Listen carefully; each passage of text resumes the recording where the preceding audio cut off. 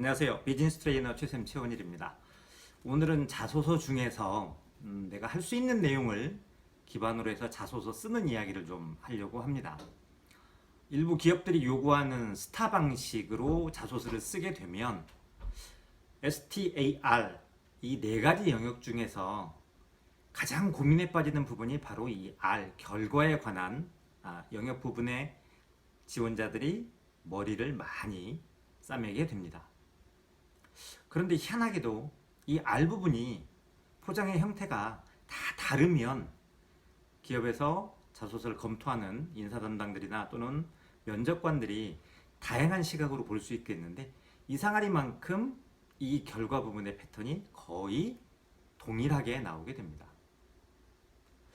어떤 외부적인 영향인지는 모르지만 왜 이렇게 동일한 패턴들을 가지고 와서 마이너스적인 요소로 작용이 되는지 잘 모르겠습니다. 여기서 말한 마이너스적인 요소라는 건 당연히 자소서 클리닉을 해주는 부분들이 되겠습니다.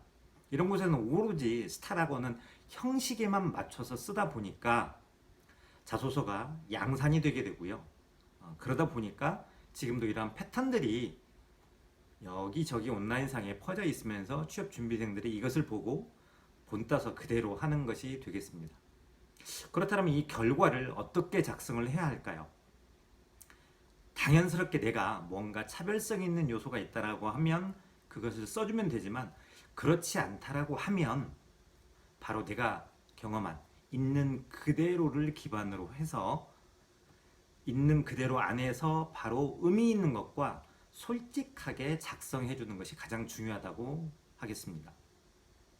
여기서 의미 있는 것이라는 것은 단순하게 결과가 잘 나왔다 또는 어떤 숫자가 또는 어떤 것들을 양적으로 표현할 수 있다 이런 것들을 의미하는 게 아니고 바로 주관적으로 나에게 어떤 의미가 있었는지를 나름대로의 기준에서 풀어내는 것을 말합니다.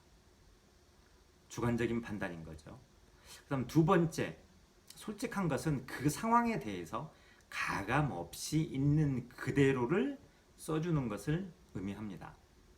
바로 과대 포장이 아닌 거죠.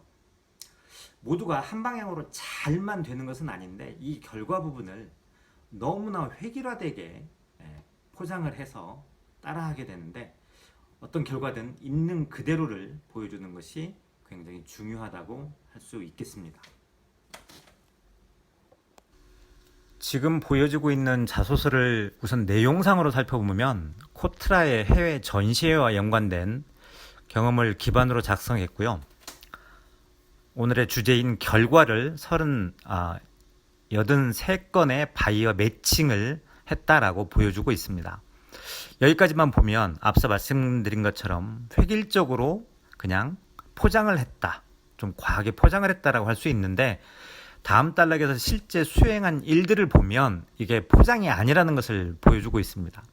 즉 본인이 할 수 있는 수준에서 정보를 수집하고 국가들을 조사하고 디자인팀과 협력을 하고 피드백을 받아서 무슨 일을 했다.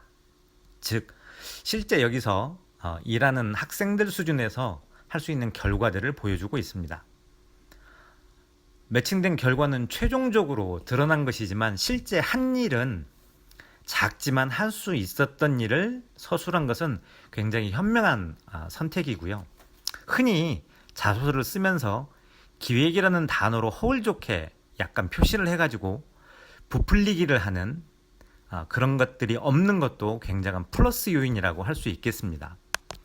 결론적으로 말하면 과장됨이 없이 쓰여진 굉장히 좋은 내용이라는 것을 알 수가 있습니다. 다음 자소서는 앞에 거하고 정반대의 모습을 보여주는 내용입니다. 우선 내용을 보게 되면 글로벌 역량, 그 다음에 현지의 이해, 그리고 인턴 경험.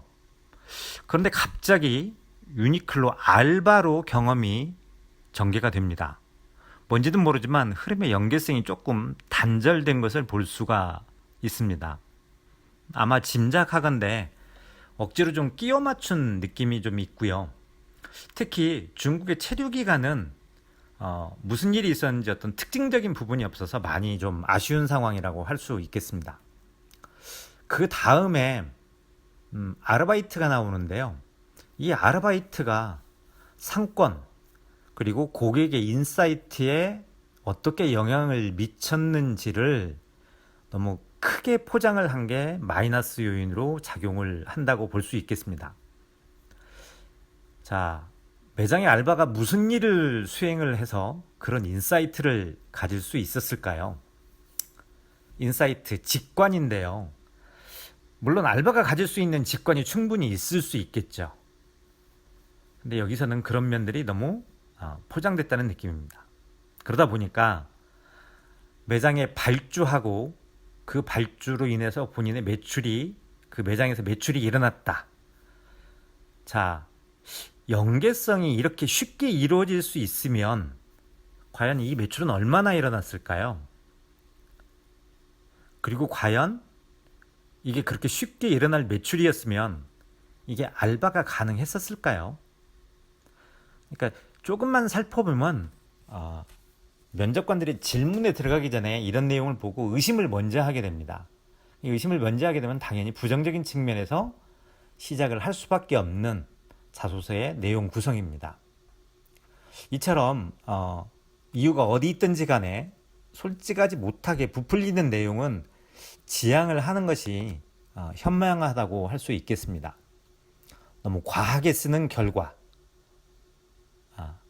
분명하게 마이너스 요소로 작용을 합니다.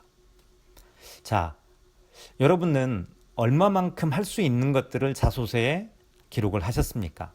다시 한번 자소서를 쓴다라고 하면 여러분들의 자소서를 여러분들이 할 수 있는 것의 결과에 포커싱한 것인지 꼭 확인을 해보시기 바라겠습니다. 감사합니다.